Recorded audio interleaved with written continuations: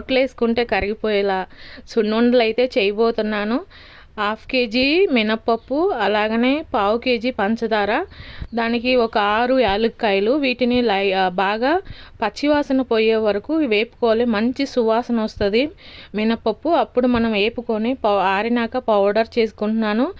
బాగా మెదిగింది పౌడర్. పంచదార కూడా పౌడర్ చేసి పెట్టుకున్నాను, పంచదార, యాలక్కాయలు. అలాగనే మొత్తము ఒక 200 గ్రాములు నెయ్యి అయితే కరగబెట్టుకొని ఇక్కడ పెట్టుకున్నాను, అది వేస్తున్నాను.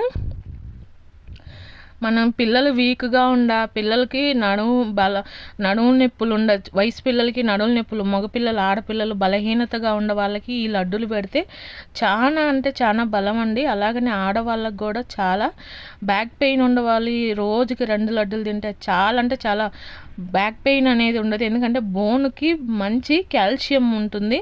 సో ఇవి చున్నుండలు అయితే చాలా ఎన్నో సంవత్సరాల తర్వాత చేస్తున్నాను, చాలా బాగా వచ్చినాయి.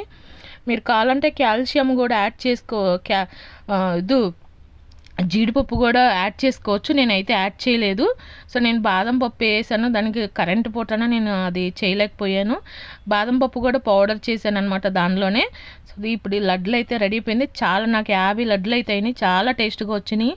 అలాగనే ట్రై చేయండి, మన ఛానల్ని సపోర్ట్ చేయండి. Thank you friends.